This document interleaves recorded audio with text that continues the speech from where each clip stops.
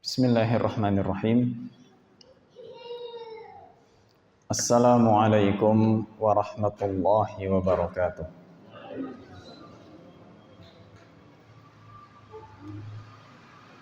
Alhamdulillahi rabbil alamin. Alhamdulillahi hamdan katsiran tayyiban mubarakan fih kama yuhibbu rabbuna wa yarda. Wa ashhadu an la ilaha illallah wahdahu la syarika lah wa ashhadu anna Muhammadan abduhu wa rasuluh sallallahu alaihi wa ala alihi wa ashabihi wa man tabi'ahum bi ihsanin ila yaumiddin wa sallama tasliman katsira amma ba'd. Kaum muslimin dan muslimat, Bapak, Ibu, hadirin, hadirat yang semoga kita semuanya selalu dirahmati oleh Allah Subhanahu wa taala. Alhamdulillah, di malam ini kita panjatkan puji dan syukur atas kehadiran Allah Tabaraka wa taala yang hingga detik ini kita masih dikaruniai nikmat sehat, nikmat sempat, dan alhamdulillah masih diparingi nikmat iman dan Islam, nikmat taufik untuk bisa menunaikan ibadah yang semoga ibadah kita diterima oleh Allah Subhanahu wa taala dan usia kita diberkahi, juga waktu kita di malam ini ba'da maghrib menjelang isya nanti kita mengharapkan menjadi waktu yang diberkahi oleh Allah Subhanahu wa taala, menjadi waktu yang menjadi sumber ilmu. Semoga kita diberi ilmu yang bermanfaat, yang semakin mendekatkan diri kita kepada Allah Subhanahu wa ta'ala. Salawat terdiri salam selalu tercurah untuk panutan kita, Nabi besar Muhammad sallallahu alaihi wa ala alihi wasallam. Juga untuk seluruh keluarga, para sahabat dan para pengikut yang istiqomah dalam mengikuti tuntunan Nabi alaihi salatu wassalam hingga hari akhir, yang semoga kita semua mendapatkan syafaat setelah kita nanti menghadap Allah azza wa jalla. Bapak dan Ibu kaum muslimin muslimat rahimani wa rahimakumullah, malam ini di kesempatan yang Allah berikan ini masuk di 10 hari terakhir bulan Dzulhijjah, bulan Dzulhijjah, yang sebentar lagi tahun 1445 ganti ke 1446, karena bulan Dzulhijjah itu bulan terakhir dalam susunan bulan Hijriyah. Yang setelah Dzulhijjah maka masuk di bulan yang baru, di tahun yang baru, diawali dengan bulan Muharram. Bulan Muharram yang sebagian masyarakat juga menamai bulan Muharram dengan istilah bulan Suro. Bulan Suro, yang kalau berdasarkan sumber-sumber yang saya baca, Suro itu diambil dari kata Asyura. Sebetulnya Asyura itu maksudnya 10. Yang dimaksud adalah tanggal 10 Muharram. Itu yang diistilahkan dengan namanya hari Asyura. Karena 10 bahasa Arabnya itu asyarah. Asyarah itu 10. Ya.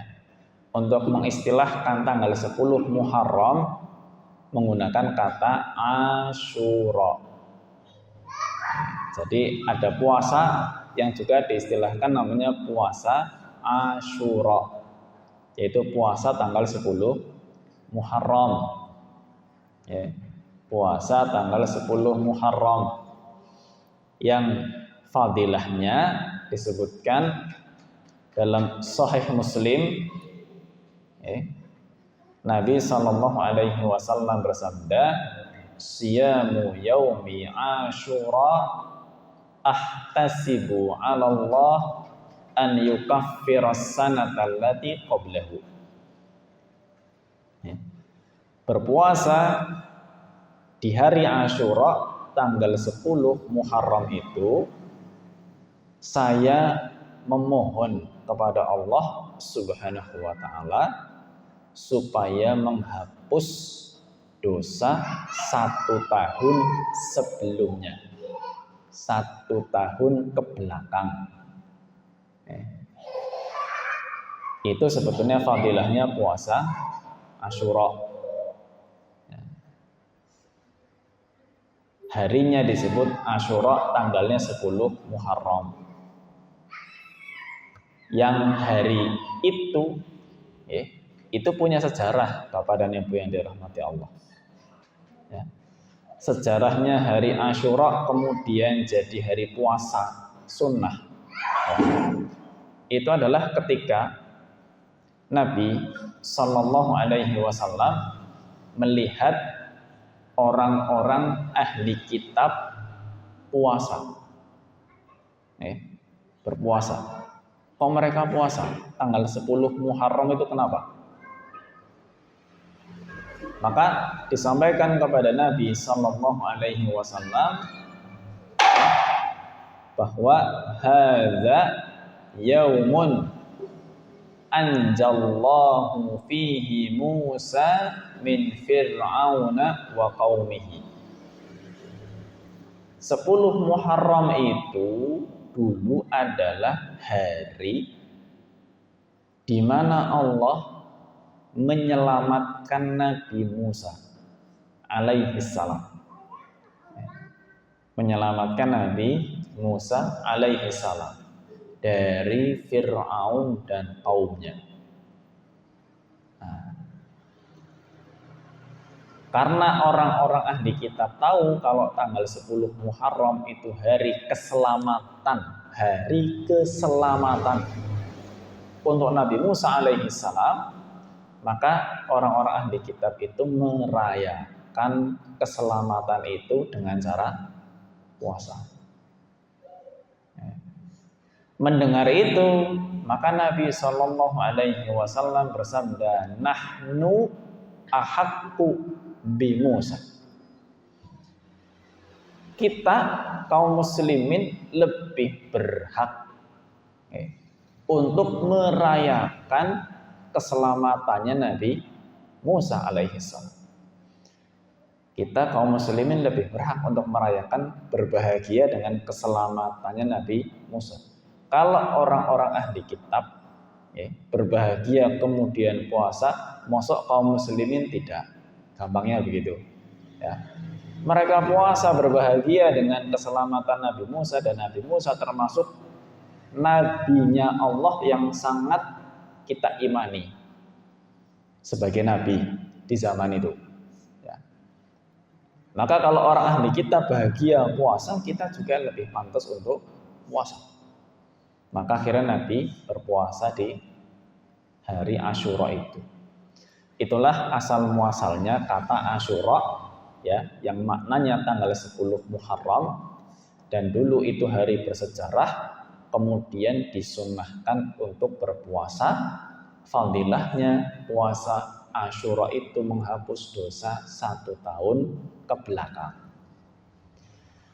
Mungkin ini karena kebiasaan kita senangnya itu mempersingkat nama. Asyura diambil belakangnya saja jadinya suro. Ya. Kebiasaan kita kalau manggil niku senengnya singkat-singkat. Nama saya Hendra. Kalau di sekolah dipanggilnya Hen, di rumah dipanggilnya Dra. Lengkap toh Hendra. Manggilnya enggak lengkap Hendra gitu tidak. Kalau orang Arab tidak. Orang Arab manggil nama lengkap. Namanya Abdurrahman, nggih dipanggil Abdurrahman. Kalau kita Abdurrahman dipanggil Dur. Nek Abdurrahman Dur. Dul niku Abdullah. Nah, Abdullah Dul. Ya. Muhammad Mad. Senengnya singkat-singkat. Ya. Jadi Asyura dipanggil belakangnya tok Suro. Ya. Akhirnya nama Suro menggantikan nama Muharram. Ya. Muharram dan Suro akhirnya satu bulan yang sama. Nah, bulan Muharram atau yang kita kenal dengan bulan Suro ini di dalam Islam ini bulan yang keramat. Ya. Dalam Islam itu bulan keramat, bulan yang sakral. Sakral itu dalam kamus besar bahasa Indonesia artinya suci. Suci, keramat dan sebagainya. Betul? Kita lihat dulu. Allah Subhanahu wa taala berfirman dalam surat At-Taubah. Nanti kita jadi tahu kenapa kok bulan Muharram ini jadi bulan sakral, bulan suci, bulan keramat. Ya. Atau bulan keramat itu sebetulnya dari kata karomah. Keramat itu dari kata karomah, artinya mulia. Ya. Jadi bulan sakral, bulan suci, bulan keramat itu bulan mulia maksudnya. Ya. Dari mana? Pertama, Allah Subhanahu wa taala berfirman di surat At-Taubah ayat 36. Ya. Firman Allah, "Inna iddatasy syuhuri indallah isna asyara syahran fi kitabillah. Yauma khalaqas samawati wal arda minha arba'atun hurum." Artinya jumlah bulan, inna iddatasy syuhur, jumlah bulan, indallah di sisi Allah, ya. Itsna asyara syahron, ada 12 bulan. 12 bulan. Yauma khalaqas samawati wal arda, ya. Ditetapkan ketika Allah Subhanahu wa taala menciptakan langit dan bumi. Nah, jadi memang 12 sudah Allah tetapkan. Sejak menciptakan langit dan bumi, waktu kita setahun itu ada 12 bulan. Mulai dari Muharram sampai Dzulhijjah. Ya. Dari Muharram sampai Dzulhijjah. Muharram, Safar, Rabiul Awal, Rabiul Tsani. Kita nyebutnya apa? Jumadil Awal gitu ya. Orang Arab itu nyebutnya Jumadal Ula, Jumadal Tsaniyah, Rajab, Sya'ban, Ramadan, Syawal, Dzulqa'dah, Dzulhijjah, 12. Ya, 12 bulan. Dari 12 bulan ini kemudian disebutkan oleh Allah Subhanahu wa taala minha arba'atun hurum. Dari 12 bulan itu ada 4 bulan haram. Bulan haram itu biasa kita sebutkan istilahnya bulan suci. Ada 4 bulan yang disucikan, dimuliakan oleh Allah Subhanahu wa taala. Minha arba'atun hurum, ada 4 bulan yang disucikan, dimuliakan oleh Allah Subhanahu wa taala. Dzalikan dinul qayyim, itulah ajaran agama yang benar. Memuliakan 4 bulan ini itu ajaran agama. Ya. menganggap sebagai bulan mulia, bulan suci, itu diajarkan kepada kita. Ya. Tapi kemudian Allah berfirman, "Fala tadlimu fihinna anfusakum." Ya. Maka dari itu jangan mendzalimi diri kalian di 4 bulan tersebut. Ya. Maksudnya jangan mendzalimi diri kalian apa? Jangan berbuat dosa di 4 bulan tersebut. Saya jelaskan dulu. Allah Subhanahu wa taala melarang berbuat dosa di 4 bulan haram. Saya belum menyebutkan 4 bulannya apa saja. Ini nun sewu, nanti ketika kita sudah tahu 4 bulan ini apa saja, bukan berarti kalau bukan bulan haram terus boleh dosa gitu, tidak. Dosa tetap dosa, dimanapun dan kapanpun yang namanya dosa ya dosa, maksiat ya maksiat. Tapi ketika Allah Subhanahu wa taala menegaskan jangan menzalimi diri kalian, jangan berbuat dosa, ini kemudian para ulama menjelaskan berarti maksiat yang dilakukan di 4 bulan ini dosanya lebih besar. Dosanya lebih besar. Di selain 4 bulan ini dosa tetap dosa, tapi kalau sampai di 4 bulan ini dosanya lebih besar. Apa 4 bulan ini? 4 bulan ini disebutkan dalam Sahih Bukhari dan Muslim.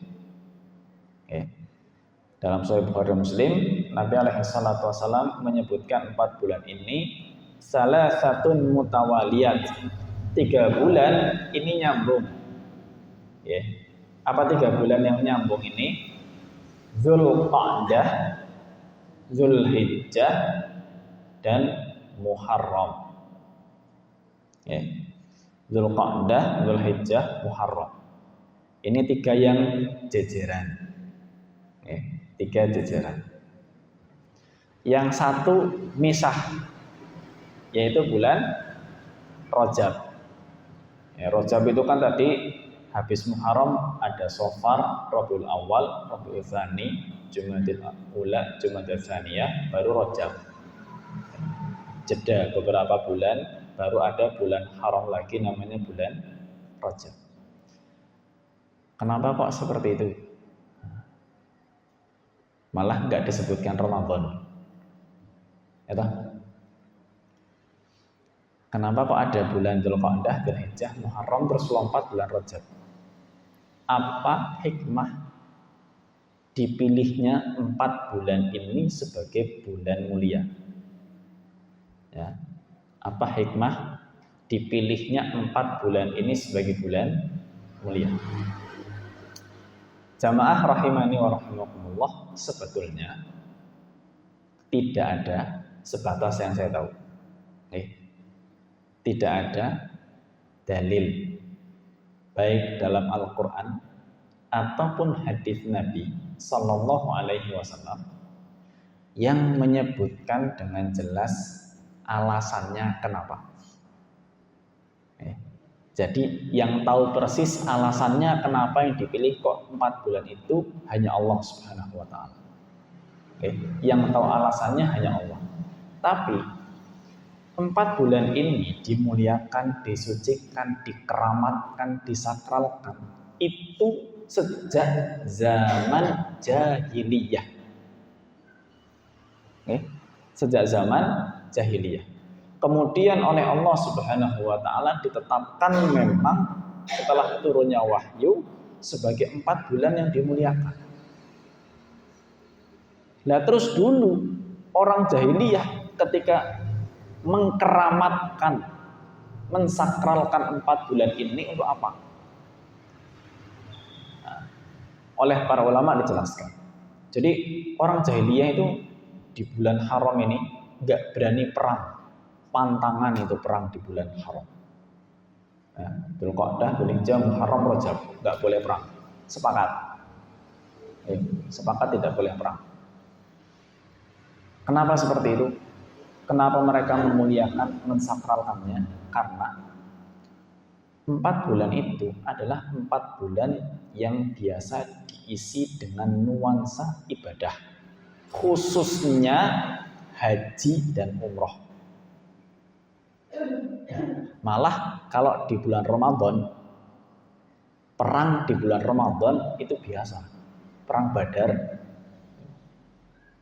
Ramadan. Tapi 4 bulan ini malah nggak perang, pantangan perang. Kenapa? Karena 4 bulan ini adalah dulu bulan-bulan yang biasa diisi dengan nuansa ibadah, khususnya haji dan umroh. Haji itu di bulan apa? Dzulhijjah. Loh, Dzulqa'dah apa sudah haji? Belum. Tapi perlu diingat Pak, zaman dulu haji numpak apa? Jalan kaki. Paling enak naik onta. Ya. Kalau ada orang dari luar Arab Saudi, dari Irak, dari Suriah, dari Palestina, dari Yaman, mau ke Saudi Arabia, mau ke Mekah, jalan kaki, berapa lama? Oh, sebulan lebih. Ya. Makanya biasa mulai safar itu sejak bulan Dzulqa'dah, bahkan bisa sejak bulan Syawal, mulai perjalanan untuk haji. Makanya di bulan Dzulqa'dah kondisi harus aman. Supaya apa? Orang-orang yang berangkat haji perjalanannya juga nyaman, tidak terganggu dengan perang-perang. Ya. Maka dari itu orang jahiliyah sepakat nggak boleh perang di bulan haram, karena Dzulqa'dahnya itu bulan keberangkatan. Banyak tempat digunakan untuk perjalanan orang-orang yang safar untuk haji. Loh, apa haji? Sudah ada sejak zaman jahiliyah? Ada. Haji ada sejak zaman Nabi Ibrahim alaihissalam. Dan itu masih dilestarikan bahkan oleh orang-orang jahiliyah. Hanya dulu mereka punya kebiasaan, ya, kalau sampai di area, dulu kan belum ada negara Saudi Arabia. Saudi menjadi negara itu kan baru beberapa abad terakhir. Dulu kan Nabi nggak kita sebut tinggal di Saudi Arabia, belum ada Saudi Arabia. Dulu hanya nyebut ada kota Mekah, ada kota Madinah gitu. Tapi enggak menjadi sebuah negara. Ya. Orang-orang itu dulu safar. Biasanya sampai di dekat Mekah itu 1 bulan atau mungkin 20 hari. Mereka sudah sampai sebelum haji. Di tanggal-tanggal 20 Dzulqa'dah sudah sampai biasanya. Terus mereka itu membuat seperti pasar raya, kayak pasar raya. Jadi ada pasar jual beli, orang dagang gitu. Tanggal 20 Dzulqa'dah, nanti tanggal berapa pindah lagi kemana pasarnya, tanggal berapa pindah lagi kemana pasarnya. Nah, menjelang tanggal 8 Dzulhijjah mereka mulai untuk manasiknya, ya. Mulai untuk manasiknya, prosesi hajinya.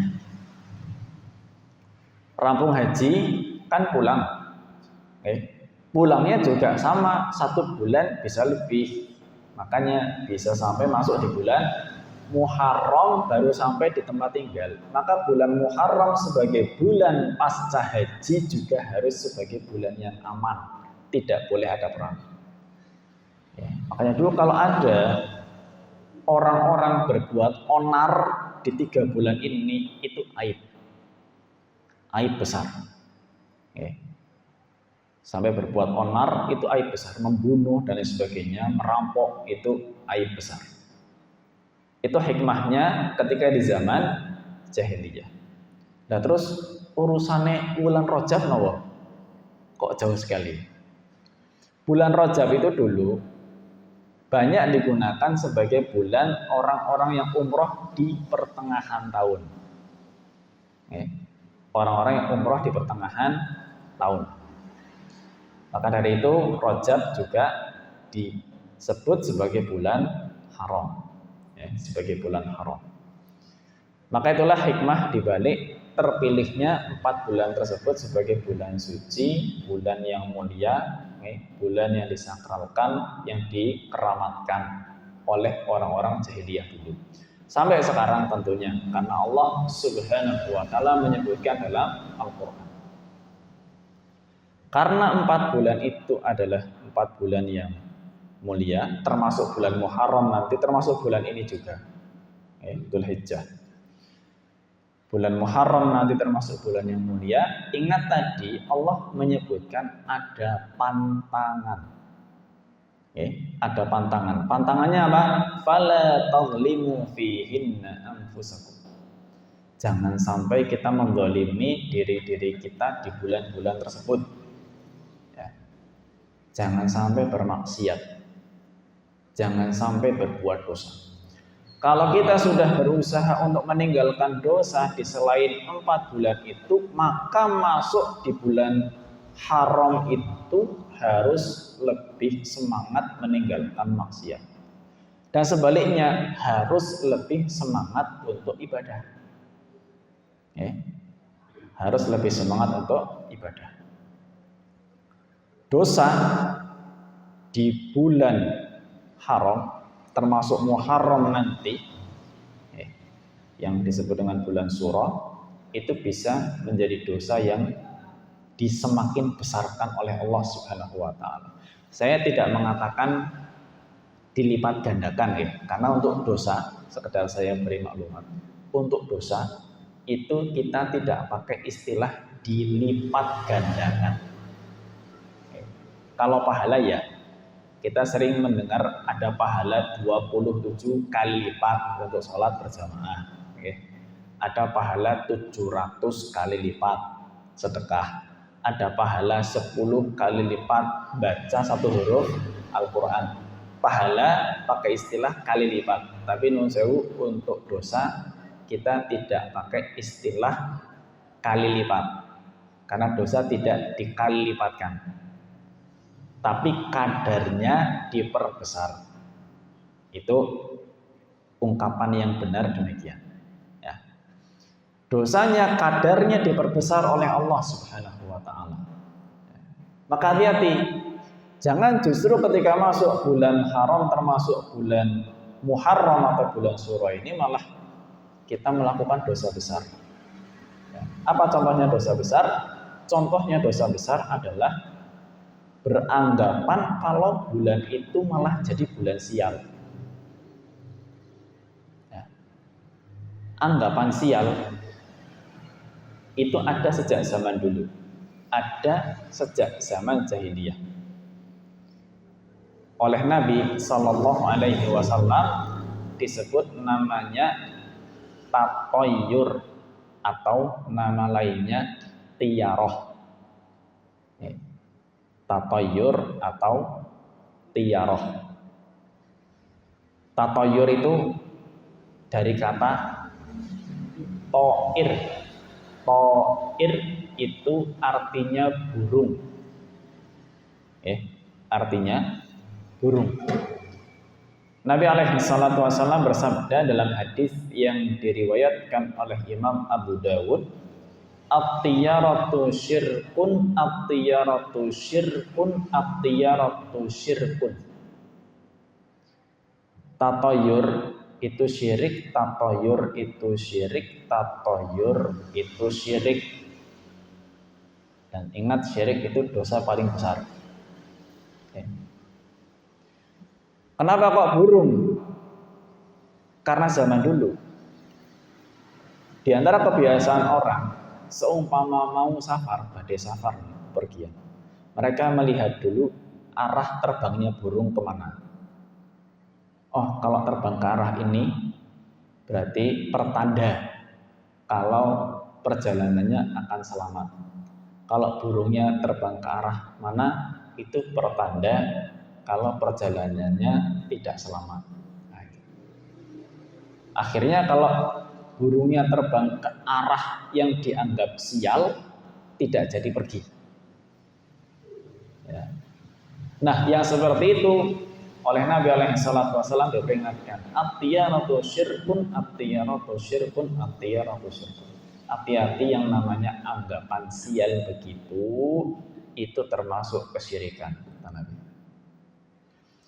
Itu dulu dengan burung, akhirnya yang namanya anggapan sial semakin berjalannya waktu, semakin berkembang.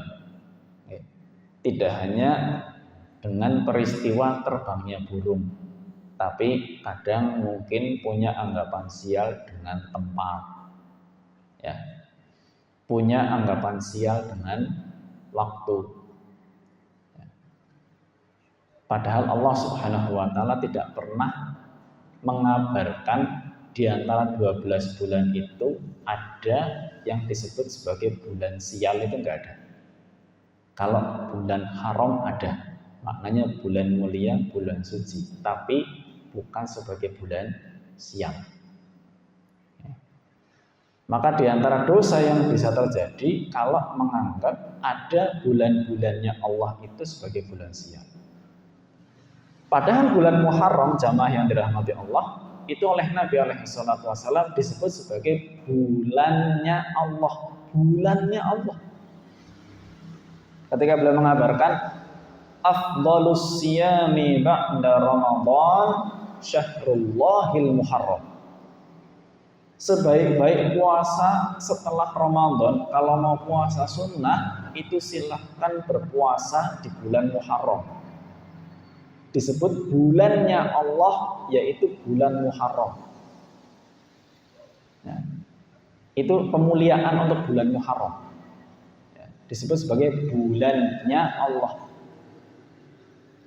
Jadi termasuk anjuran untuk memperbanyak puasa sunnah meskipun tidak sebulan penuh, enggak. Tidak pernah diriwayatkan Nabi alaihi salatu wasallam puasa sunnah selama Muharram dari tanggal 1 sampai akhir bulan, tidak. Intinya ya memperbanyak puasa mungkin, ya, khususnya ketika masuk di tanggal 10-nya. Jadi itu bulan yang justru dimuliakan, disebut sebagai bulannya Allah. Masa bulannya Allah kita mau sebut sebagai bulan sial, kan kurang beradab kepada Allah Azza wa Jalla. Maka itu dosa yang bisa terjadi. Kalau sampai menganggap itu bulan sial, malah itu jadi dosa besar, bahkan tambah besar lagi, karena dilakukan di bulan yang mulia, yang suci. Dosa apa lagi yang mungkin terjadi? Dosa mencela waktu. Nabi SAW bersabda, hadis qudsi, ya, ini hadis qudsi atau hadis ilahi. Firman Allah Subhanahu wa Ta'ala berfirman, la tasubbud dahra, la tasubbud dahra. Janganlah kalian itu mencela waktu. Jangan mencela waktu. Kalau kita menyebut bulan suci sebagai bulan sial, maka itu sama dengan mencela waktu, bahkan mencela waktu yang dimuliakan oleh Allah. Maka hati-hati, ya. Jangan sampai malah terjerumus ke dalam dosa-dosa yang besar, yang malah nanti dosanya semakin diperbesar oleh Allah Subhanahu wa Ta'ala karena dilakukan di bulan Muharram, termasuk bulan suci. Jadi bulan Muharram itu bukan bulan sial, tapi justru bulan suci, bulan sakral, keramat, mulia untuk kita memperbanyak amal soleh. Ya, kita banyak ibadah di bulan Muharram. Puasa, ya, puasa ibadah jelas. Ya. Apalagi ibadah, banyak sedekah, memperbanyak sholat-sholat sunnah, ya. Sambung silaturahmi kalau punya waktu kesempatan, ya, itu ibadah. Ziarah ke rumah-rumah keluarga saudara, ya. Menikah ibadah atau bukan? Ibadah. Nabi mengatakan an-nikahu sunnati, nikah itu sunnahku, dan nikah itu menyempurnakan setengah agama, ibadah ya. Kenapa kok takut ibadah di bulan Muharram? Ibadah kok. Ya. Man tazawwaja faqad istakmala nisfa dinihi. Orang yang menikah maka sempurnalah setengah agamanya. Falyattaqillaha fin nisfil baqi. Maka bertakwalah kepada Allah untuk setengah sisanya. Paham maksudnya ini enggak? Setengah agama disempurnakan, kemudian bertawakal, bertakwa kepada Allah di setengah sisanya. Maksudnya bagaimana? Kita dijelaskan oleh Imam Al-Qurtubi. Nanti ada penjelasan Al-Qurtubi, ada Al-Ghazali sendiri. Al-Qurtubi menjelaskan, kita itu di antara syahwat kita yang paling banyak memasukkan hamba ke neraka, satu itu lisan, dua itu kemaluan, itu yang dosa-dosanya besar. Maka menurut Imam Al-Qurtubi, ketika orang sudah menikah, maka setengah syahwat yang menjerumuskan ini sudah terselesaikan urusannya karena menikah. Maka tinggal bertakwa kepada Allah untuk setengah yang berikutnya, jaga lisan. Itu menurut Imam Al-Qurtubi. Kalau menurut Imam Al-Ghazali, setengah agama berikutnya yang harus dijaga itu bukan syahwat lisan, tapi syahwat perut. Ya, memang ada beda pendapat. Ya, ada beda pendapat. Tapi itu sebatas yang saya ketahui. Intinya banyak syahwat lain yang harus dikendalikan. Ya. Maka nikah ibadah. Alhamdulillah dapat momen di bulan suci menikah. Insya Allah ya dapat pahala yang besar. Saya juga nikahnya di bulan Muharram. Nggak rebutan penghulu. Nyunati, khitan ibadah jelas. Ya. Diperintah oleh Nabi alaihi salatu wasallam. Ya. Jadi semua ibadah itu tidak ada masalah ketika dijalankan di bulan apapun, tidak ada pantangan. Pantangannya apa? Maksiat itu pantangan. Ya. Hanya tadi saya sedikit rampungkan. Ketika Nabi Shallallahu Alaihi Wasallam bersabda, "At-tiyaratu syirkun, at-tiyaratu syirkun, at-tiyaratu syirkun." Ya. Beranggapan sial itu syirik, kata Nabi Alaihi Wasallam. Kemudian sahabat Ibnu Mas'ud, ya, sahabat Abdullah bin Mas'ud mengatakan, "Wa ma minna illa walakinnallaha yuzhibuhu bit tawakkul." Ya. Kata Ibnu Mas'ud, setiap kita mungkin pernah mengalami atau pernah punya sifat anggapan sial. Ya. Pernah ketakutan. Ya. Bok sial temenanan. Karena mungkin kita banyak berkeyakinan, sebagian orang itu banyak punya keyakinan itu kan hanya dari sekedar mendengar kata orang, ya, tembung jere lah kalau dalam bahasa Jawa.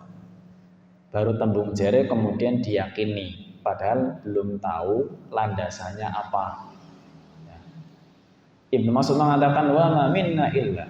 Ya, mungkin di antara kita ada yang pernah punya keyakinan seperti itu, ya, karena tidak tahu sebelumnya.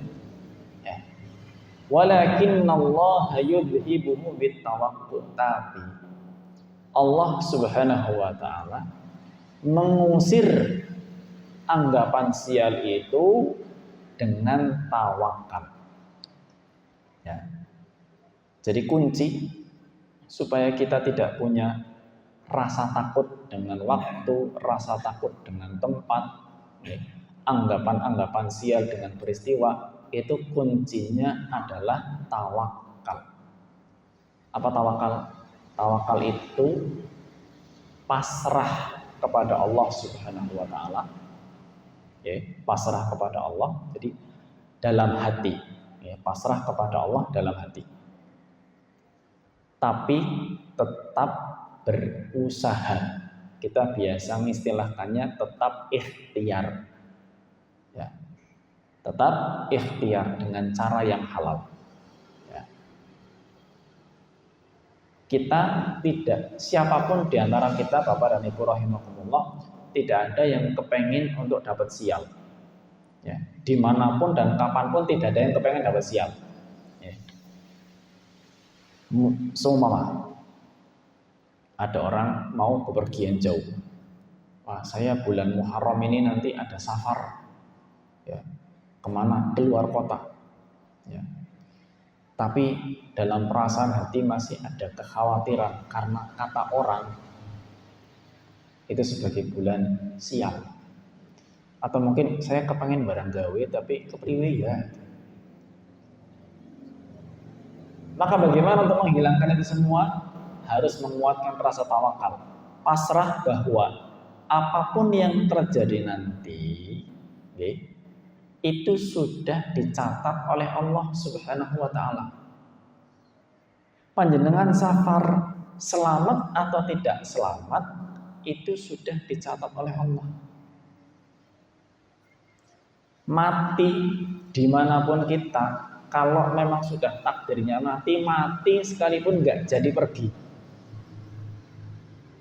Ya, sekalipun tidak jadi pergi, kalau takdirnya mati di rumah.